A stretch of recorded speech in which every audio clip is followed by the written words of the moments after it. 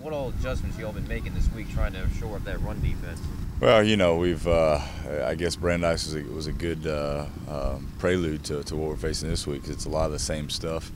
I don't know that you stop Katy and what they do. I think you just kind of hope to contain them a little bit and hope that they make some mistakes. And offensively, you got to be great, obviously, to score with them and keep their offense off the field. But we'll have some wrinkles in, some different things just to try to give them a different look.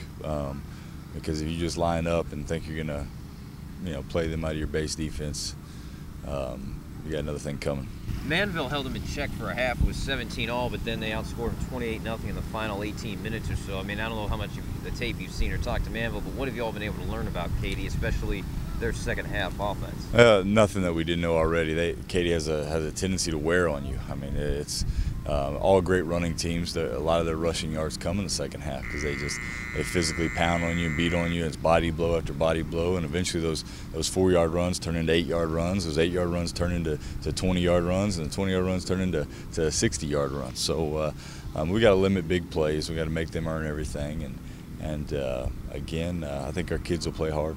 Is this where, having played against Deshaun Key with Brennan, Dukes at Brandeis, and even Jelon Williams at Judson, is this where those kind of help because you faced a lot of tough running offenses already? Yeah, we have. We faced some physical fronts and faced some great backs, and great backs are great quarterbacks for that matter that have been good runners. So we're going to pull from those experiences and hopefully kind of draw back on those when times get tough and we face a little adversity.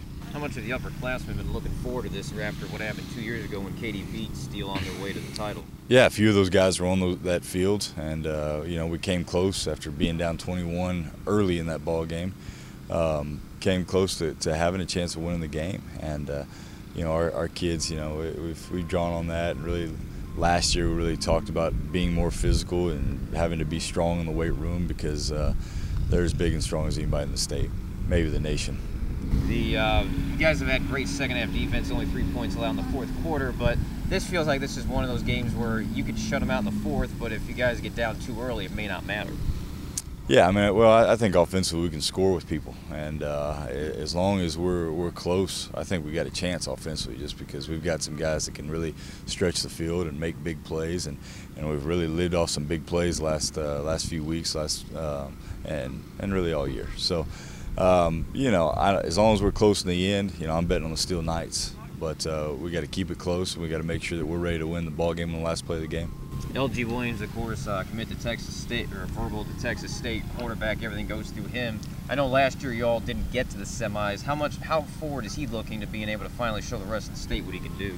He's excited. He's got a little bit of little man syndrome. He's been told for the last few years that 5'10", 5'11" is not big enough to play Division I quarterback, and hey, I wish you were 6 foot or 6'1". So he carries a chip on his shoulder. He carries it every day in practice. He carries it the way that he prepares, and he carried it last week, and he'll do it again this week. The running backs, of course, Denley and Jalen as well, 1 and 5. Those guys had a big role last week. I know you're probably looking at them to try to help make sure you guys don't end up having to go one-dimensional. Yeah, for sure. 30, Travell Lumpkin as well into that mix. Those guys have got to be good. We've got to be balanced. If you think, being one-dimensional against Katy is probably not going to work. We've got to be great both running the football and throwing the ball and make some big plays, keep the chains moving. The defense, I know you and I really haven't spent too much time this year talking about individual players, but give me one or two guys you're going to have to step up, not only to stop Anderson, but also try to limit the over-the-top passing. Well, Mark Jackson's been a great player all year for us, but our entire defensive line's got to play great. They've got to reset the line of scrimmage a little bit. Our linebackers have got to tackle. Marcos Gutierrez in the middle has been great all year again, and he's got to wrap up and be ready to tackle one-on-one. And our safeties have got to get into play, and they've got to be better tacklers than we have last week. So really, at every level, we better be ready to go. We better be ready to wrap up and get as many hats on the ball carrier as we can. Does it feel like a road game because Katy plays so many games that rely on? And also, do you guys stick with what's worked, or do you try some new plays? You've got to give some people different looks. That's everybody. We're always going to look at ways of breaking tendencies. Katy may be one of the few teams that can just line up and say, here it comes, stop it.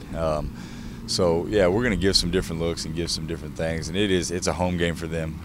You know, they were fortunate enough to win that toss, and we're playing in their backyard, and they'll have 20,000 dressed in red there, and it'll be exciting, and our kids will rise up to it.